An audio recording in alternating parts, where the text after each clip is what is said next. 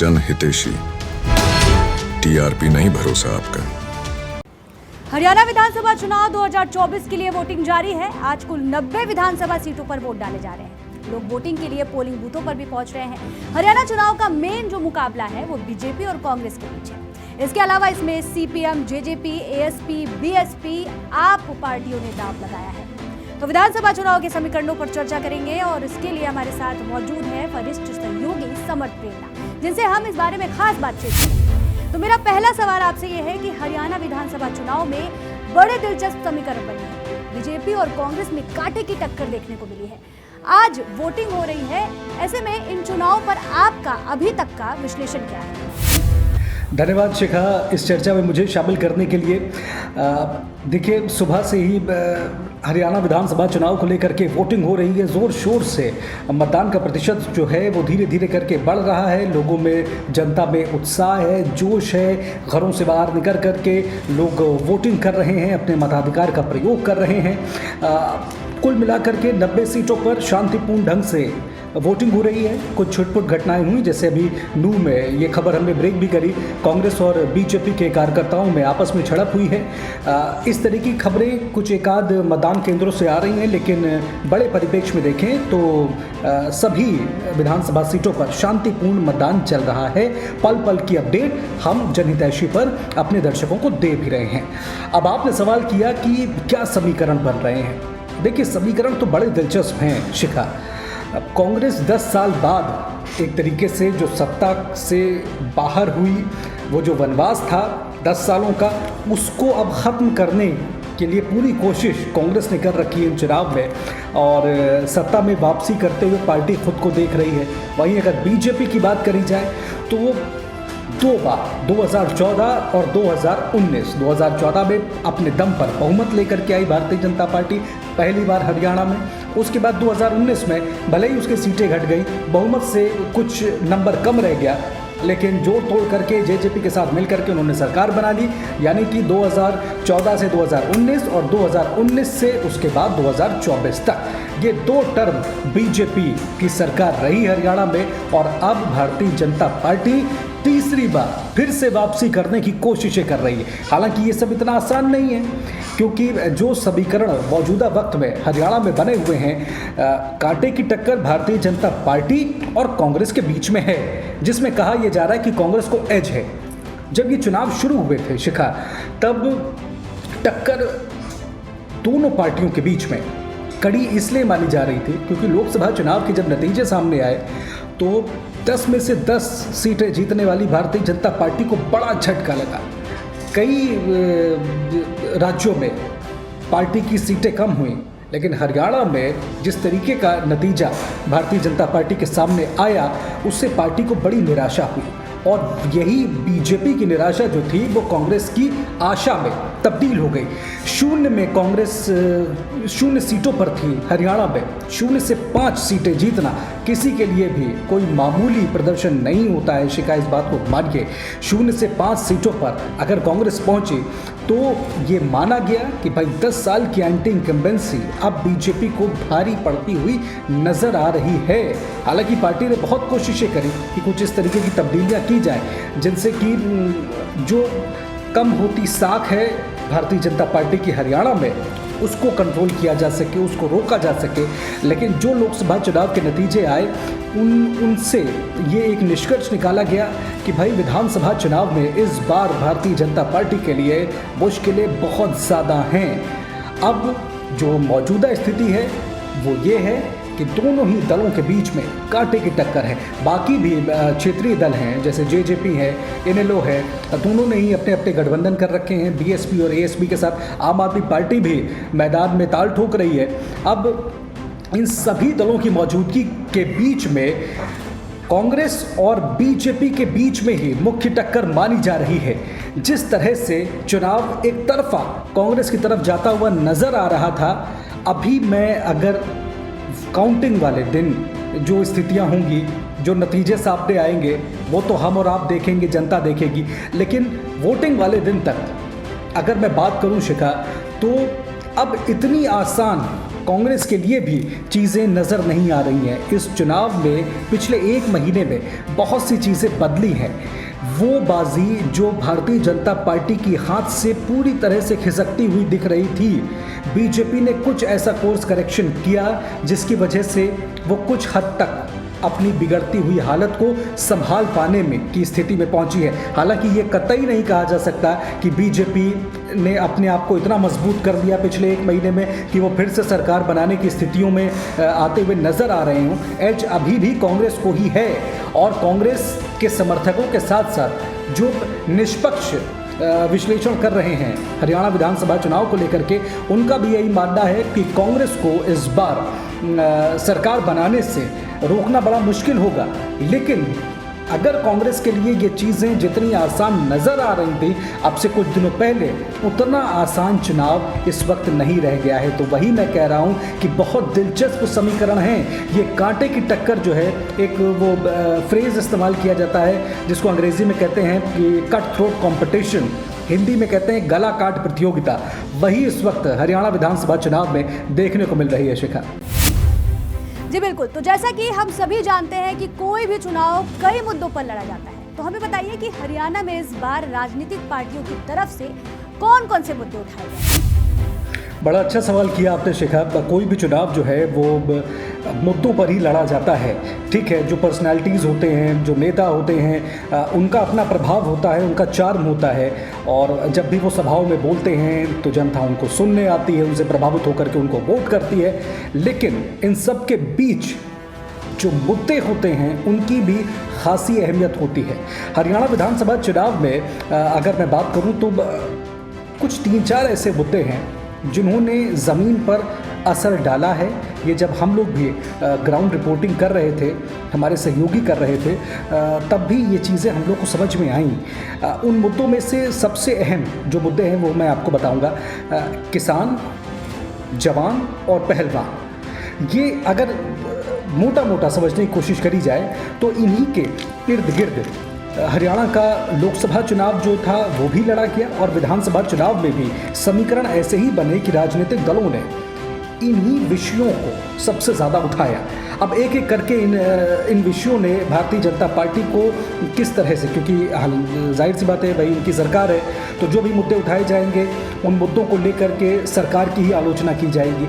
किन किन आधार पर इन मुद्दों के जरिए भारतीय जनता पार्टी को टारगेट किया कांग्रेस ने, आइए समझने की उसको कोशिश करते हैं। सबसे पहले किसानों की बात करते हैं। किसान आंदोलन हमने देखा 2021 में किस तरह से पंजाब और हरियाणा के किसानों ने जब मुख्य रूप से इन 2 राज्यों के ही किसान उस आंदोलन में शामिल थे।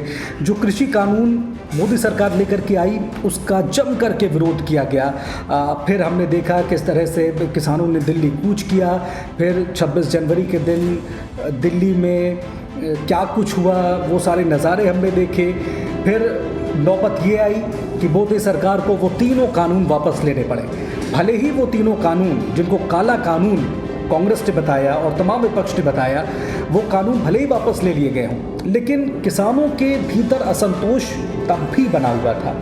भारतीय जनता पार्टी का कहना था कि किसानों के हित में वो कानून है, और जो भी पूरा आंदोलन है वो दरअसल विपक्ष की तरफ से बनाया हुआ है, किसानों की इसमें शामिलाती नहीं है जिस तरह से उनको प्रोजेक्ट किया जा रहा है। हालांकि कांग्रेस की तरफ से लगातार इसको किसानों का आंदोलन बताया गया और ये कहा गया कि दरअसल बीजेपी सरकार की जो नीतियां हैं वो किसानों के विरोध में हैं।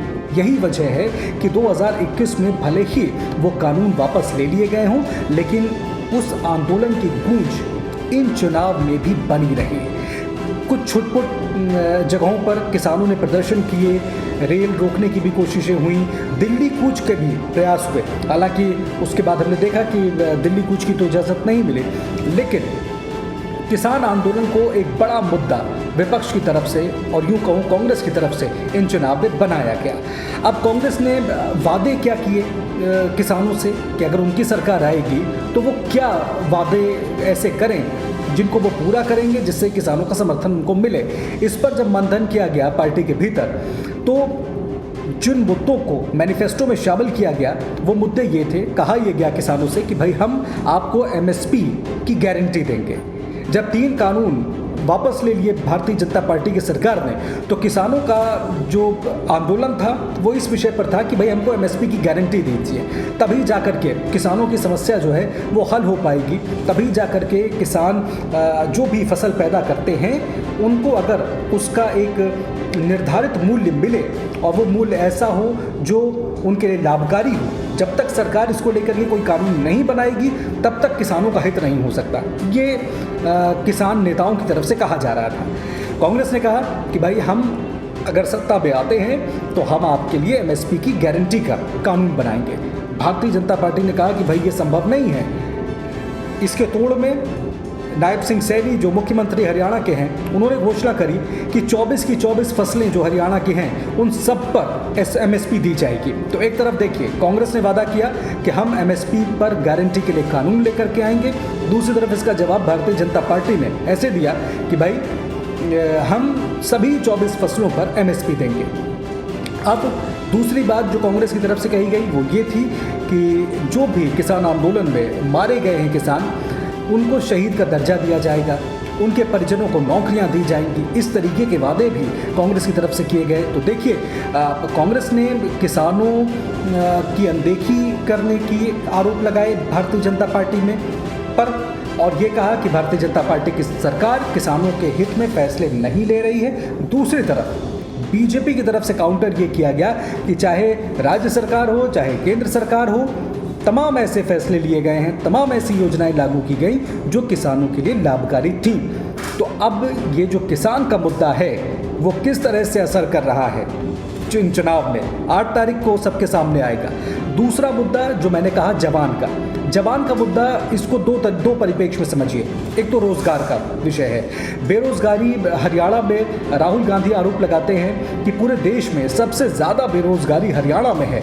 अच्छा, आंकड़े भी कुछ इस तरह के हैं जो इन आरोपों की तस्दीक करते हैं। हालांकि भारतीय जनता पार्टी की तरफ से कहा जा रहा है कि भाई हमने सरकारी रोजगार भी मुहैया कराए, सरकारी नौकरियां लोगों को दी हैं, यहाँ पे युवाओं को दी हैं, प्लस उनको इस तरीके का एक इकोसिस्टम, एक इंफ्रास्ट्रक्चर व्यवस्था इस तरह की बनाने के प्रयास किए गए कि लोग अपना निजी काम भी कर सकें, व्यवसाय भी कर सकें। इस लिहाज से देखा जाए तो हमने युवाओं का ख्याल रखा है। दूसरी तरफ कांग्रेस का आरोप है कि बीजेपी की सरकार में पिछले 10 सालों में बेरोजगारी राज्य में बहुत हद तक बढ़ गई है। अब रोजगार के ही विषय में अग्निवीर का मुद्दा भी जोर शोर से उठाया जाता है। अग्निवीर स्कीम जो केंद्र सरकार लेकर के आई, ये कहा गया कि हरियाणा में जो भारतीय जनता पार्टी को नुकसान हुआ है उसमें लोकसभा चुनाव में, और उसमें अग्निवीर की स्कीम ने भी बहुत हद तक अपना किरदार अदा किया है। इसीलिए इस बात को भारतीय जनता पार्टी भी महसूस करती है। यही वजह है शिखा कि भारतीय जनता पार्टी जब अपना मैनिफेस्टो जारी करती है हरियाणा विधानसभा चुनाव को लेकर के, तो उसमें अग्निवीरों से ये वादा किया जाता है। पहले तो लोकसभा चुनाव के जैसे ही नतीजे सामने आए उसके बाद भी अग्निवीर को लेकर के घोषणाएं करी गई नायब सिंह सैनी सरकार की तरफ से, और अभी मैनिफेस्टो में ये शामिल किया गया कि भाई जितने भी अग्निवीर जो हैं उनको अलग अलग जगहों में नियुक्तियां दी जाएंगी। एक और सवाल कि बीजेपी के लिए सबसे बड़ी टेंशन एंटी इनकम्बेंसी की थी, तो आपको क्या लगता है कि उससे निपटने की कोशिशों में बीजेपी कितनी सफल हुई? देखिए, चुनाव में जब भी कोई पार्टी उतरती है तो सत्ताधारी दल खास तौर से तो उसके लिए एंटी इनकम्बेंसी जो है वो एक ऐसी चीज़ होती है जो उसको बड़ा परेशान करती है। और 5 साल का जो एक टर्म होता है उसी के एंटी इनकम्बेंसी से निकल पाना राजनीतिक दलों के लिए आसान नहीं होता है। भारतीय जनता पार्टी तो पिछले 10 सालों से हरियाणा में सरकार चला रही है, लिहाजा आप समझ सकते हैं 10 सालों की एंटी इनकम्बेंसी बहुत ज़्यादा होती है किसी भी पार्टी के प्रदर्शन को ख़राब करने के लिए। ये सिर्फ भारतीय जनता पार्टी के साथ ही नहीं है, तमाम राजनीतिक दल जो हैं वो देखिए, कई राज्यों का तो ये मिजाज होता है वहाँ के वोटरों का कि भाई हर एक 5 साल बाद हर एक टर्म में वो सरकारें बदल देते हैं, पार्टियां बदल देते हैं। तो इसलिए समझिए कि एंटी इनकम्बेंसी जो है वो कितना बड़ा रोल जो है वो प्ले करती है जब भी चुनाव होते हैं तो सत्ताधारी दलों के लिए। अब भारतीय जनता पार्टी 10 साल की एंटी इनकम्बेंसी से जूझ रही है, ये समस्या उसके सामने है। अब इससे निपटने की क्या कोशिशें की गई? देखिए, सबसे ज़्यादा कोशिश तो ये हुई, सबसे पहली कोशिश जो हुई वो ये हुई कि 9.5 साल जो मुख्यमंत्री रहे बीजेपी की सरकार के मनोहर लाल, उनको लोकसभा चुनाव से ठीक पहले बड़े ही अप्रत्याशित तौर पर हटा दिया गया। अब देखिए, जब ये फैसला लिया गया तो ये कहा गया कि दरअसल मनोहर लाल जो हैं वो प्रदेश में बड़े अलोकप्रिय हो गए हैं। उनकी वजह से एंटी इनकम्बेंसी इतनी ज़्यादा बढ़ गई है कि लोकसभा चुनाव में भी बीजेपी को नुकसान होगा और उसके बाद जो विधानसभा चुनाव होने वाले हैं उनमें भी क्षति पहुंचेगी। नतीजे पार्टी के खराब होने की उम्मीदें जताई गई, आशंका जताई गई पार्टी के भीतर। तो ये फैसला लिया गया कि मनोहर लाल को इस वक्त हटाना उचित होगा। मनोहर लाल हटाए गए। नायब सिंह सैनी जो उनके विश्वास पात्र थे मनोहर लाल के, उनको कुर्सी पर बैठाया गया मुख्यमंत्री की। अब उसके तुरंत बाद लोकसभा चुनाव हो गए। लोकसभा चुनाव के जो नतीजे सामने आए, जिन्हें भारतीय जनता पार्टी को 5 सीटों का नुकसान हुआ, इस प्रदर्शन के पीछे कई कारण थे जिनका विश्लेषण किया गया। लेकिन तब सवाल ये भी उठाया गया कि जो निर्णय बीजेपी ने किया था एंटी इनकम्बेंसी से निपटने के लिए, मनोहर लाल को हटाया था, क्या ये फैसला काम करता हुआ दिखा? अगर इस फैसले ने काम किया तो फिर चुनाव में नतीजे इस तरह के क्यों आए? ये कहा गया बीजेपी की तरफ से भी कि दरअसल 10 सालों की एंटी इनकम्बेंसी है और एंटी इनकम्बेंसी के चलते पार्टियों का प्रदर्शन खराब होता है। तो इसका मतलब आपने अगर ये फैसला लिया कि मनोहर लाल को हटाएं, नायब सिंह सैनी को मुख्यमंत्री बनाएं, तो ये फैसला इस प्रदर्शन से, लोकसभा चुनाव में जो प्रदर्शन हुआ उससे तो कम से कम ये स्थिति स्पष्ट होती है कि ये फैसला कारगर साबित नहीं हुआ। उसके बाद देखिए, अब जब विधानसभा चुनाव होते हैं, टिकटों का बंटवारा होता है, तो 40% जो टिकट हैं वो मौजूदा विधायकों के काट दिए जाते हैं। अब इसके पीछे भी वजह यही बताई गई। एक तो कहा गया कि नॉन परफॉर्मिंग है, इनके खिलाफ सत्ता विरोधी लहर ज़मीन पर बहुत ज़्यादा है। तो मुख्यमंत्री बदला गया लोकसभा चुनाव से ठीक पहले। फिर जब विधानसभा चुनाव के टिकटों का बंटवारा हुआ तो 40% प्रत्याशी बदल दिए गए। ये 2 युक्तियां भारतीय जनता पार्टी ने निकाली एंटी इनकम्बेंसी से निपटने के लिए। लेकिन अब ये कितनी कारगर साबित हुई? लोकसभा चुनाव में हमने देखा बहुत ज़्यादा असर नहीं हुआ, लेकिन विधानसभा चुनाव में क्या ये असर करेंगी ये रणनीति पार्टी की? क्योंकि आप देखिए, तकरीबन 6 महीने का समय नायब सिंह सैनी को भी मिल गया जब से वो मुख्यमंत्री बनाए गए। उसके बाद उनकी एक अपनी कार्यशैली है। कहा जाता है कि वो बड़े विनम्र स्वभाव के हैं, बड़े मृदुभाषी हैं। प्रधानमंत्री नरेंद्र मोदी ने भी मंच से उनकी तारीफ करी। तो अब कुछ तो वो परफॉर्म कर रहा है, उन्होंने भी कुछ योजनाएं वो लेकर के आए, जनता के बीच में कुछ अपनी मौजूदगी दर्ज करने की उन्होंने कोशिश करी। अब किस हद तक वो बीजेपी की एंटी इनकम्बेंसी को कम कर पाए हैं, ये समझना लाजमी होगा जब नतीजे सबके सामने होंगे। लेकिन इतना तो ज़रूर है शिखा कि इस एंटी इनकम्बेंसी से निपटना, सत्ता विरोधी लहर जो है उसने बीजेपी की टेंशन तो इन चुनाव में बढ़ाई दी। कांग्रेस जाट दलित वोट बैंक पर सबसे ज्यादा फोकस कर रही है। आपको क्या लगता है कि लोकसभा चुनाव में कांग्रेस के अच्छे प्रदर्शन के पीछे जाट दलित कॉम्बिनेशन का बड़ा रोल था? तो क्या लगता है कि विधानसभा चुनाव में भी ये असर दिखाएगा?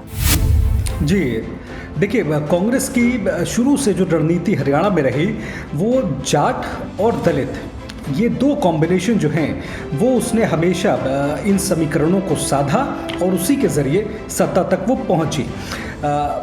लोकसभा चुनाव में भी जो नतीजे कांग्रेस के पक्ष में आए उसके पीछे यही 2 समुदाय जो हैं इनका समर्थन सबसे ज़्यादा कांग्रेस के लिए, इसी ने इन 2 समुदायों के समर्थन ने ही कारगर स्थिति कांग्रेस के लिए बनाई।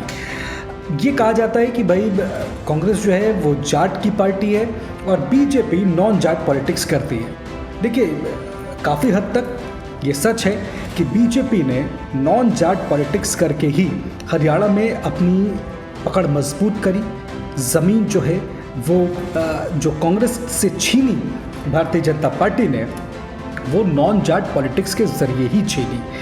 लेकिन कुछ आंकड़े मैं आपको बताता हूँ जिससे कि आप ये समझ पाएंगे कि एक ये जो नैरेटिव बनाया जाता है कि दरअसल जाट जो हैं वो बीजेपी को वोट नहीं करते, ये नैरेटिव गलत है। क्योंकि कांग्रेस के बनस्पत 2019 के चुनाव के नतीजों का, विधानसभा और लोकसभा चुनाव के नतीजों का अगर विश्लेषण करें तो हम ये समझेंगे कि 2019 के लोकसभा चुनाव में भारतीय जनता पार्टी को 52% जाट समुदाय ने वोट किया है, 52%, और कांग्रेस को 35%। तो समझिए, जो लोग ये कहते हैं कि दरअसल नॉन जाट पॉलिटिक्स के जरिए ही भारतीय जनता पार्टी सत्ता तक पहुंची हरियाणा में, उनको ये आंकड़े देखने चाहिए। 2019 के विधानसभा चुनाव में हालांकि जो जाट मतदाताओं का समर्थन था वो थोड़ा कम हुआ, 37% जाट मतदाताओं ने भारतीय जनता पार्टी को वोट दिया और 19% कांग्रेस को। तो इन आंकड़ों पर अगर नज़र डालेंगे तो आप ये जानेंगे कि दरअसल 2019 के विधानसभा और लोकसभा चुनाव में जाट मतदाताओं ने कांग्रेस की तुलना में भारतीय जनता पार्टी को ज़्यादा समर्थन दिया। हालांकि 2024 के लोकसभा चुनाव में ये चीज़ें बिल्कुल बदल गई। बीजेपी सिर्फ 27% जाटों का समर्थन हासिल कर पाई, वहीं कांग्रेस ने अपना प्रदर्शन बेहतर किया, जाट समुदाय के बीच में अपनी लोकप्रियता फिर से पाई और 64% जाट समुदाय का समर्थन, उसका वोट कांग्रेस को मिला। इसलिए जो पारंपरिक रूप से कांग्रेस का वोटर माना जाता था, लेकिन पिछले 10 सालों से ये कहा जाए कि भाई कुछ ऐसी कांग्रेस पार्टी की रणनीतियाँ रहीं, कुछ ऐसी नीतियाँ रहीं जिसकी वजह से जाट समुदाय कांग्रेस से छिटका। लेकिन इन लोकसभा चुनाव में कांग्रेस ने उस जाट समुदाय को फिर से अपने पाले में करने में कामयाबी हासिल करी। तो ये जाट समुदाय जो है, ये वाकई में कांग्रेस के लिए बहुत बड़ा रोल इन विधानसभा चुनाव में भी पेश करने वाला है। देखिए, पारंपरिक रूप से ये समझिए कि कांग्रेस की, जैसा मैंने अभी कहा, कि रणनीति जाट और दलित, ये दो वर्ग जो हैं इनको साधने की रही है। हमेशा से ये रहा कि भाई CLP लीडर अगर जाट समुदाय से तो प्रदेश अध्यक्ष दलित समुदाय से, दोनों ही समुदायों को साध करके चलने की कोशिश कांग्रेस ने हमेशा करी। अब बात दलितों की कर लें तो दलित 2019 के लोकसभा चुनाव में बीजेपी के पाले में जाते हुए नजर आए। 51% दलितों ने भारतीय जनता पार्टी को चुना, जबकि कांग्रेस को सिर्फ 25% दलितों ने ही भरोसे के लायक समझा। वहीं 2019 के विधानसभा चुनाव की अगर बात करूं तो 39% वोट दलितों के बीजेपी को मिले, जबकि सिर्फ 20% वोट दलितों के कांग्रेस को मिलते हैं। लेकिन अब जब 2024 के लोकसभा चुनाव की बात करें तो तस्वीर फिर बदल जाती है। तस्वीर इस तरह से बदलती है कि भारतीय जनता पार्टी को दलितों ने, सिर्फ 24% दलितों ने समर्थन दिया और वहीं कांग्रेस को 68% दलितों का वोट हासिल हुआ।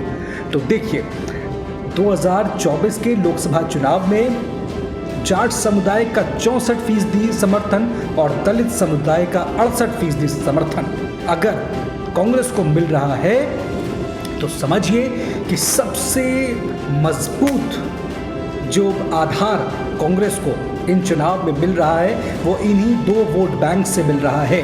इसलिए कांग्रेस की आस इन्हीं दो वर्गों से सबसे अधिक है।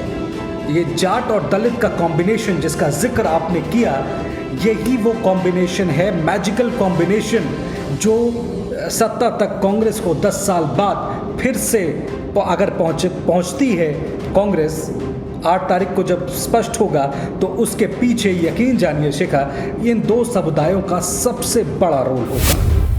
जी हाँ, कांग्रेस की सबसे बड़ी मुसीबत आंतरिक गुटबाजी है। सीएम पद को लेकर हुड्डा और सैलजा के बीच रस्साकशी और सैलजा की नाराजगी कांग्रेस को कितना नुकसान है।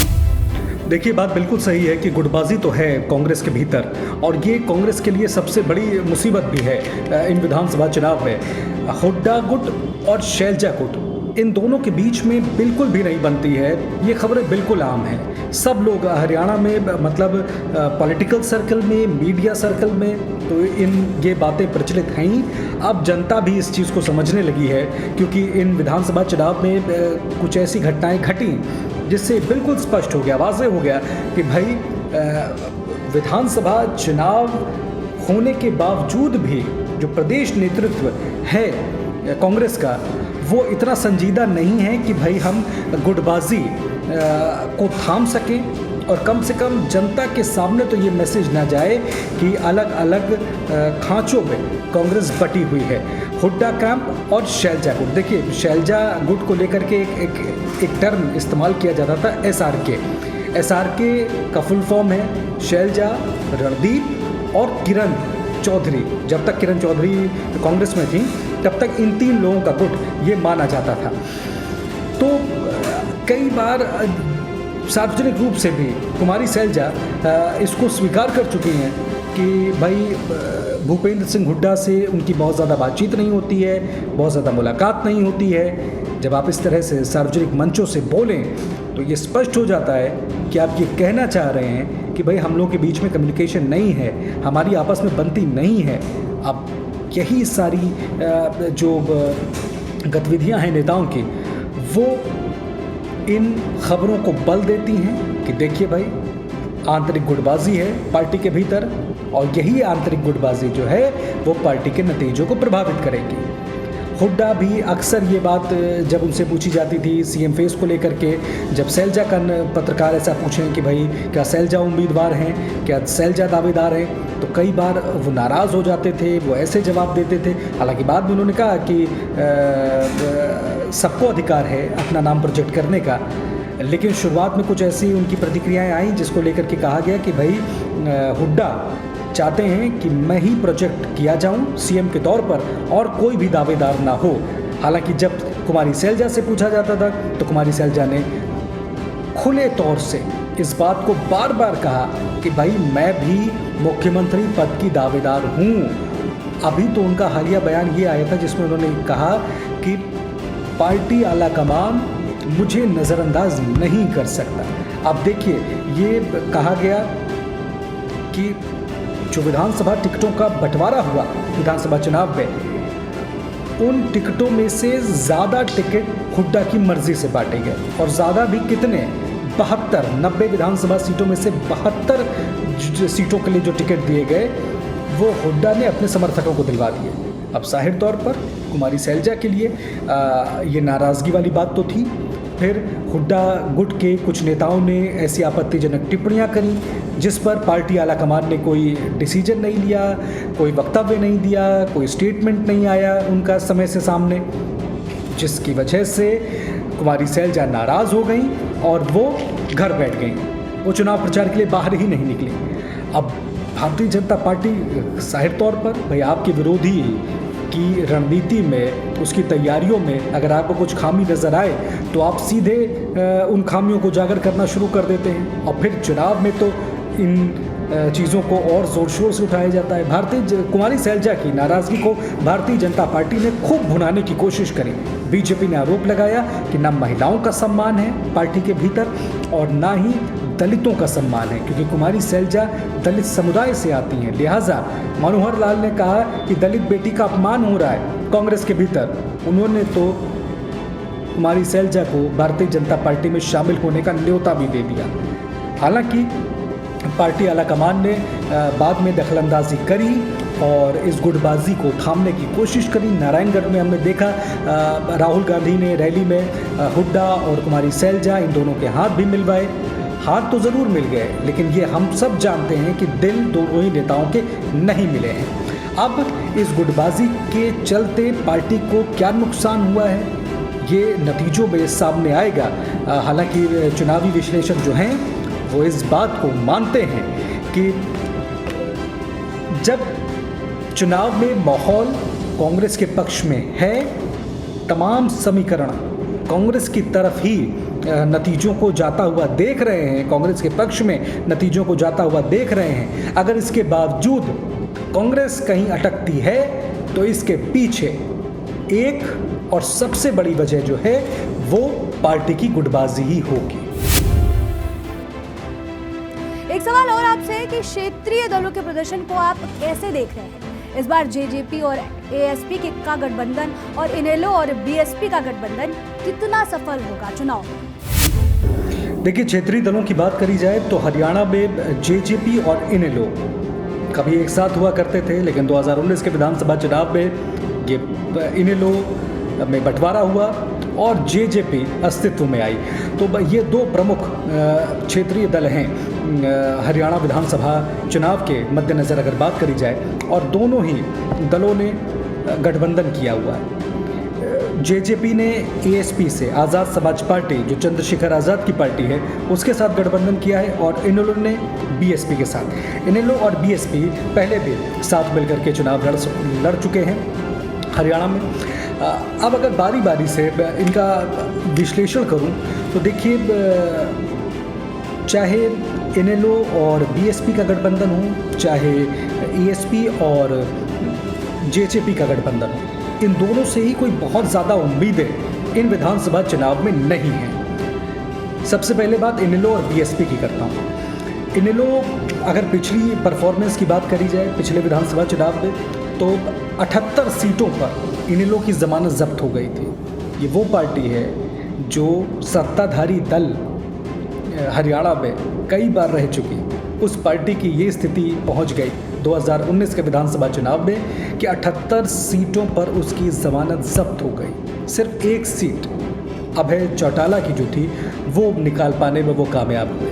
बीएसपी की बात करी जाए तो अगर मैं गलत ना हूँ तो 87 सीटों पे उन्होंने चुनाव लड़ा था बहुजन समाज पार्टी ने, और 82 सीटों पर उनकी ज़मानत जब्त हो गई थी। तो इसके आधार पर आप इस निष्कर्ष पर पहुंच सकते हैं कि इनेलो हो चाहे बीएसपी हो, इन दोनों का ही गठबंधन कोई बहुत करिश्मा करने वाला है इन विधानसभा चुनाव में, इसकी उम्मीद करना बेईमानी होगा। लोकसभा चुनाव में भी इनेलो का बहुत ही खराब प्रदर्शन रहा है 2024 के लोकसभा चुनाव में। हालांकि अभय सिंह चौटाला कहते हैं कि भाई वो लोकसभा चुनाव था वो राष्ट्रीय मुद्दों पर लड़ा गया, विधानसभा चुनाव क्षेत्रीय मुद्दों पर लड़ा जाएगा, जिसमें इस बार इनेलो वो तो ये कहते हैं कि हमारा गठबंधन सरकार में आएगा और मैं मुख्यमंत्री बनूंगा, क्योंकि इनेलो और बीएसपी के गठबंधन के जो मुख्यमंत्री का चेहरा है वो अभय सिंह चौटाला ही हैं। वो कह रहे हैं कि हमारी सरकार बनेगी और वो अगले मुख्यमंत्री बनेंगे। ठीक है, दावे करने का सबको अधिकार है, और जब भी, जैसा मैंने अभी शुरुआत में भी जब आपसे चर्चा कर रहा था तो मैंने कहा था कि कोई भी दल जब मैदान में उतरता है तो बड़े बड़े दावे किए जाते हैं, अपनी जीत के समीकरण बिठाए जाते हैं, और साथ में जनता को विश्वास दिलाया जाता है कि भाई हम बहुत मजबूत स्थिति में हैं, आप हमको वोट करिए।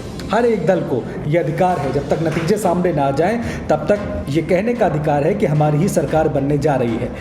तो इनेलो की तरफ से ये कहा जा रहा है, मगर ज़मीनी हकीकत भी तो देखनी होगी ना। ज़मीन पर कोई बहुत ज़्यादा करिश्मा करते हुए अभय सिंह चौटाला यानी कि इनेलो और बीएसपी का गठबंधन नहीं नज़र आ रहा है।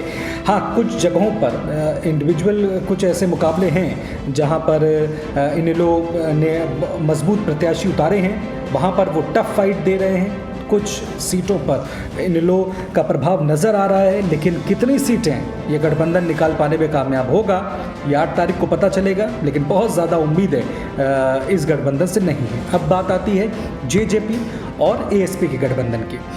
देखिए, जेजेपी वो पार्टी है जो 2019 में किंग मेकर बन करके उभरी। दुष्यंत सिंह चौटाला मतलब पहली ही पारी में उन्होंने 10 विधानसभा सीटें जीती। इतना अप्रत्याशित उनका चुनावी प्रदर्शन रहा जिसकी उम्मीद शायद उनको भी ना रही हो, और उसी प्रदर्शन का नतीजा था कि वो इतनी कम उम्र में, बेहद कम आयु में वो प्रदेश के डिप्टी सीएम बन गए। 5 साल तक वो 5 साल क्या मतलब लोकसभा चुनाव से पहले उनका और बीजेपी का गठबंधन टूट गया, लेकिन तब तक उन्होंने सत्ता की मलाई खूब खाई बीजेपी के साथ सरकार में रह करके। लोकसभा चुनाव से पहले उनका संबंध विच्छेद हो गया भारतीय जनता पार्टी के साथ। हालांकि ये कहा जाता है कि भाई आपस में एक डील थी बीजेपी और जेजेपी के बीच, जिसमें वोट काटने के लिए जेजेपी अलग निकल गई, जिससे कि वो कांग्रेस का नतीजा प्रभावित कर सके। इसलिए बीजेपी के कहने पर ही जेजेपी गठबंधन से बाहर निकल गई। इस तरीके के आरोप कांग्रेस की तरफ से लगाए जाते हैं। हकीकत क्या है ये तो जेजेपी जानती है और भारतीय जनता पार्टी जानती है, लेकिन जो उम्मीदें जेजेपी से थीं 2019 में, जब इनेलो से अलग होकर के अस्तित्व में आए, दुष्यंत चौटाला ने अपनी जगह बनाई, उनको जो समर्थन प्राप्त हुआ था वो एंटी बीजेपी वोट की वजह से इतना अच्छा प्रदर्शन वो 2019 के विधानसभा चुनाव में कर पाए थे। जाहिर तौर पर उन्होंने ज़ोर शोर से बीजेपी का विरोध किया था, लेकिन जब नतीजे आए सामने, उनको 10 सीटें मिली, भारतीय जनता पार्टी को 40 सीटें मिली, बीजेपी को ज़रूरत थी तो दुष्यंत सिंह चौटाला जो बीजेपी के विरोध में चुनाव लड़े वो बीजेपी के साथ चले गए। अब कहा यह गया कांग्रेस की तरफ से, इनेलो की तरफ से कि भाई देखिए ये तो अपने मतदाता के साथ इन्होंने धोखा किया, जिस पार्टी का विरोध करके इतनी सीटें प्राप्त करी उसी पार्टी के साथ बैठ करके आप सत्ता की मलाई चाट रहे हैं। फिर किसान आंदोलन हुआ, उसमें दुष्यंत सिंह चौटाला ने कोई भी ऐसी टिप्पणी नहीं करी जिसकी उम्मीद मतलब उनके मतदाता को उनसे थी। वो भारतीय जनता पार्टी की लाइन लेते हुए नजर आए। उसके बाद पहलवानों का आंदोलन हुआ, उसमें भी पहलवानों को उम्मीद थी कि वो कुछ बीजेपी के लिए कुछ नेगेटिव बोलेंगे, कुछ कहेंगे कि भाई इस आंदोलन को ज़रूरत से ज़्यादा ना बढ़ने दिया जाए, कि जो पहलवान कह रहे हैं, खिलाड़ी जो मांग अपनी रख रहे हैं उस मांग को सुना जाए, लेकिन वो भी दुष्यंत चौटाला की तरफ से नहीं किया गया। अब जो चुनावी जानकार हैं उनका ये कहना है कि दुष्यंत सिंह चौटाला और जेजेपी का जो मतदाता था वो बहुत निराश हुआ है, क्योंकि जिन मुद्दों पर दुष्यंत सिंह चौटाला को खुल करके बोलना चाहिए था पिछले 5 सालों में, उनमें वो नहीं बोले। क्यों? क्योंकि वो बीजेपी के साथ थे, लिहाजा उन्होंने अपने मतदाता को छला है। ये एक भाव उनके वोटर के बीच में भी है। यही वजह है कि दुष्यंत सिंह चौटाला तो जैसा कि आम आदमी पार्टी भी पूरे दमखम के साथ चुनाव मैदान में उतरी हुई है। केजरीवाल दावा कर रहे हैं कि आपके बिना हरियाणा में कोई सरकार नहीं बनती। इन दावों में आपको क्या लगता है कि कितना दम है? देखिए, लोकसभा चुनाव हरियाणा में आम आदमी पार्टी और कांग्रेस ने मिलकर के लड़ा। 9 सीटों पर कांग्रेस लड़ी, 1 सीट पर आम आदमी पार्टी लड़ी। हालांकि आम आदमी पार्टी वो सीट जीत पाने में कामयाब नहीं हो सके, लेकिन विधानसभा वार जब उसके नतीजों का विश्लेषण किया गया तो ये पाया गया कि 4 विधानसभा सीटों पर आम आदमी पार्टी ने बढ़त बनाई। अब इसको बहुत महत्वपूर्ण समझा गया। यही वजह है देखिए कि भले ही क्षेत्रीय नेतृत्व जो हो कांग्रेस का वो आम आदमी पार्टी के साथ गठबंधन के पक्ष में नहीं था, लेकिन बाद में राहुल गांधी और उनके कुछ सलाहकार थे जिन्होंने ये फैसला किया कि अगर आम आदमी पार्टी के साथ गठबंधन कर लिया जाए हरियाणा विधानसभा चुनाव में तो ये पार्टी के हित में होगा। कोशिशें हुई, बैठकें भी हुई, कई दौर की बैठकें हुई आम आदमी पार्टी और कांग्रेस के बीच में, लेकिन बात बनती हुई नज़र शुरुआत में तो आई कि शायद दोनों दलों के बीच में कोई डील क्रैक हो जाएगी, लेकिन वो बात नहीं बनी। कहा यह गया कि आम आदमी पार्टी की तरफ से 10 सीटें मांगी जा रही थी, लेकिन कांग्रेस 10 सीटें देने के लिए तैयार नहीं थी। लेकिन कांग्रेस ने जो गठबंधन करने की कोशिशें की उसी से आप ये अंदाज़ा लगाइए कि कांग्रेस भी आम आदमी पार्टी को एक फोर्स तो मान करके चल रही है। हालांकि सियासी जानकारों का कहना है कि आम आदमी पार्टी भी, जैसा कि मैंने अभी बाकी क्षेत्रीय दलों की जो चर्चा करी, उसी क्रम में अगर आम आदमी पार्टी की भी बात करें तो आपसे भी कोई बहुत ज़्यादा उम्मीदें नहीं हैं। इन चुनाव में मुख्य मुकाबला बीजेपी और कांग्रेस के बीच में ही है। बाकी दल जो हैं वो कुछ आधी सीटों पर हर दल अपना प्रभाव छोड़ पा रहा है, लेकिन बड़े स्तर पर हरियाणा विधानसभा चुनाव के नतीजों को कोई भी क्षेत्रीय दल प्रभावित नहीं कर पा रहा है। आम आदमी पार्टी, अरविंद केजरीवाल जब जमानत पर रिहा हुए उसके बाद उन्होंने दिल्ली के मुख्यमंत्री पद से इस्तीफा दिया और हरियाणा विधानसभा चुनाव के लिए प्रचार करना शुरू कर दिया। जब वो जेल में थे तो सुनीता केजरीवाल और आम आदमी पार्टी के बाकी वरिष्ठ नेता हरियाणा में चुनाव प्रचार करते थे तो अरविंद केजरीवाल को हरियाणा का लाल बताया जाता था। दरअसल उनको वो हरियाणा के एक गांव से उनका संबंध है, वो हरियाणा कई बार अपने रिश्ते की बात कर चुके हैं हरियाणा के साथ, अपने संबंधों की चर्चा अरविंद केजरीवाल कर चुके हैं। उनको हरियाणा का लाल बताया जाता है आम आदमी पार्टी की तरफ से। एक भावनात्मक मुद्दा इसको बनाने की कोशिश पार्टी ने बराबर करी। सार्वजनिक मंचों से अरविंद केजरीवाल कहते हैं कि ठीक है, मैं इस बात को मानता हूं कि हमारी पार्टी इतनी मजबूत नहीं है कि वो सरकार बना ले, लेकिन ये भी सच है कि विधानसभा में हमारे सहयोग के बिना कोई सरकार भी नहीं बनेगी। इतना बड़ा दावा अरविंद केजरीवाल देखिए कर रहे हैं चुनाव में। वो कह रहे हैं कि हरियाणा में जो अगली सरकार होगी वो आम आदमी पार्टी के सहयोग से ही बनेगी। अब इस पर उनसे सवाल किया जाना चाहिए कि अगर भारतीय जनता पार्टी सरकार बनाने की स्थिति में आती है तो क्या आम आदमी पार्टी बीजेपी को भी सपोर्ट करेगी? हालांकि जब ये तो भविष्य के गर्भ में है, अगर आप भारतीय जनता पार्टी की ये स्थिति होती है और आम आदमी पार्टी भी किंग मेकर बन करके उभरती है, तब क्या कुछ समीकरण बनेंगे ये देखना भी दिलचस्प होगा। लेकिन आम आदमी पार्टी की स्थिति और उनके संभावित प्रदर्शन की आपने चर्चा करी, तो मैं ये बताऊं कि 90 सीटों पर आम आदमी पार्टी ने कहा कि भाई हम तो पूरी की पूरी 90 सीटों पर चुनाव लड़ने का मादा रखते हैं, हमारे पास एक से बढ़कर एक प्रत्याशी हैं और संगठन भी है। कई कांग्रेस और बीजेपी के बागी नेताओं को आम आदमी पार्टी ने मैदान में उतार दिया है, टिकट दे दिया है। इसीलिए मैंने कहा ना कि कुछ ऐसी सीटें हैं जहां पर हर दल प्रभावी है। आम आदमी पार्टी की जो भी रणनीति है, जिसमें वो ये कह रहे हैं कि दिल्ली में जो मॉडल विकास का आम आदमी पार्टी ने लागू किया, जो पंजाब में आम आदमी पार्टी ज़मीन पर उतारने की कोशिश कर रही विकास का मॉडल, वही हरियाणा में भी लाया जाएगा। अरविंद केजरीवाल कह रहे हैं कि मैं खुद मॉनिटर करूंगा कि किस तरह से जो जन कल्याणकारी नीतियां हैं आम आदमी पार्टी की, वो हरियाणा में भी असरदार हों और जनता को लाभ पहुंचाएं। ये वो खुद देखेंगे अगर सत्ता तक आम आदमी पार्टी पहुंचती है तो। एक तो रणनीति ये कि दिल्ली और पंजाब में जो उनकी सरकारें चल रही हैं उसके आधार पर वोट मांग रहे हैं। दूसरी एक रणनीति जो है वो आम आदमी पार्टी की ये रही चुनाव में, कांग्रेस और बीजेपी के जो बागी हैं और बड़े नेता हैं, बड़े चेहरे हैं, उनको टिकट देके मैदान में उतार दिया। अब ये जाहिर तौर पर अपनी अपनी जो पहले की पार्टियां कांग्रेस की और बीजेपी की, उनको नुकसान तो पहुंचा ही रहे। कई इलाकों में, कई क्षेत्रों में तो कुछ कैंडिडेट्स ऐसे हैं जो वाकई में जीतने की स्थिति में हैं। ऐसे में आम आदमी पार्टी का प्रदर्शन क्या रहता है इन विधानसभा चुनाव में, ये देखना भी बड़ा रोचक होगा।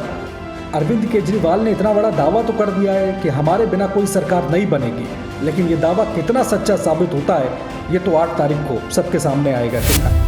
एक आखिरी सवाल आपसे करना चाहूंगी कि हरियाणा और जम्मू कश्मीर के विधानसभा चुनाव का जो नतीजा है वो 8 अक्टूबर को आने वाला है। वो नतीजा प्रदेश की राजनीति को तो प्रभावित करेगा ही, लेकिन राष्ट्रीय राजनीति पर इनका क्या असर आप देखते हैं? जी, बड़ा अच्छा सवाल किया आपने शिखा।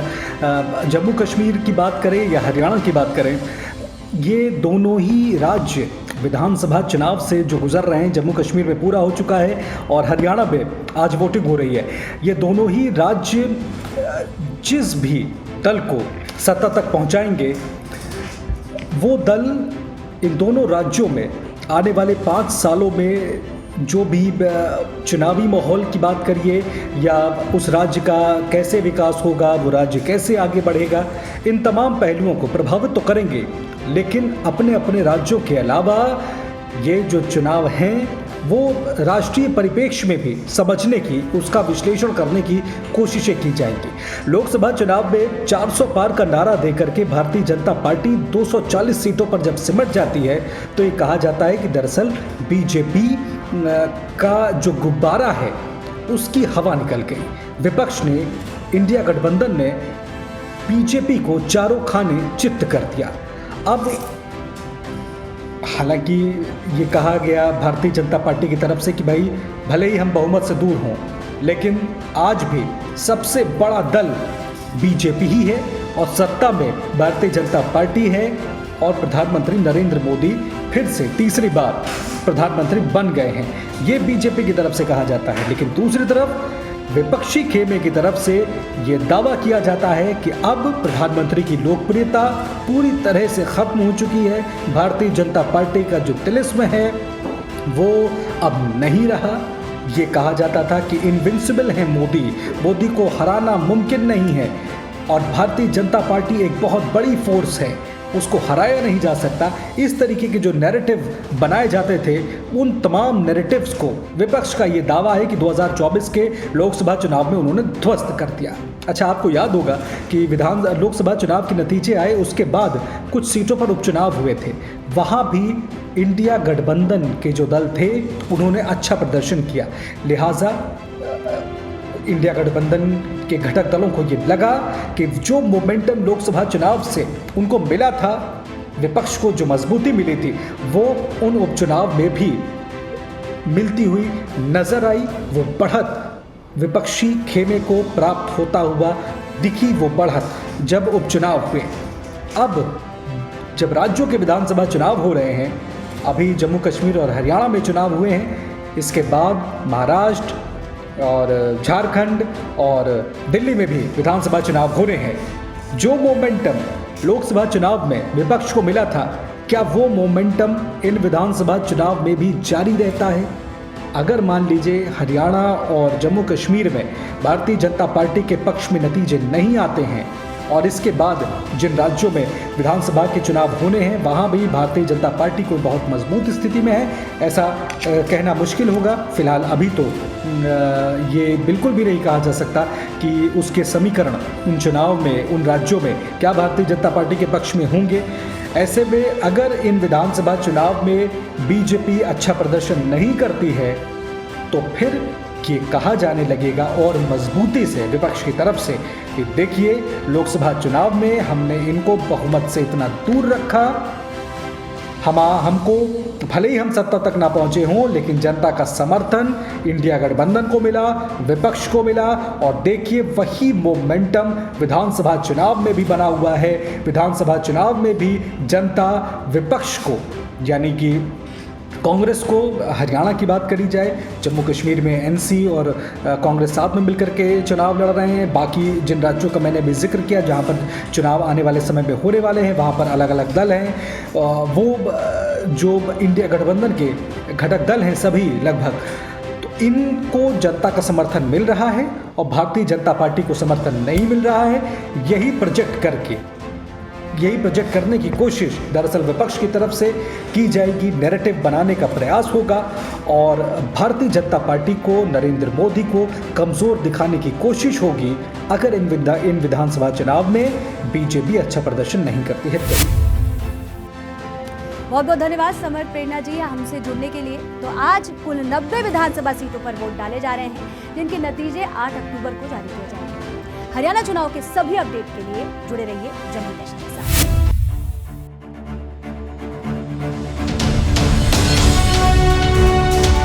जनहितैषी, टीआरपी नहीं भरोसा आपका। अगर आपको हमारी वीडियो अच्छी लगी हो तो इसे लाइक और शेयर करना ना भूलें। हमारे चैनल को सब्सक्राइब और फॉलो करना भी ना भूलें। देखते रहिए जनहितैषी नेशनल, ताकि देश और दुनिया की हर खबर से रह सकें बाखबर।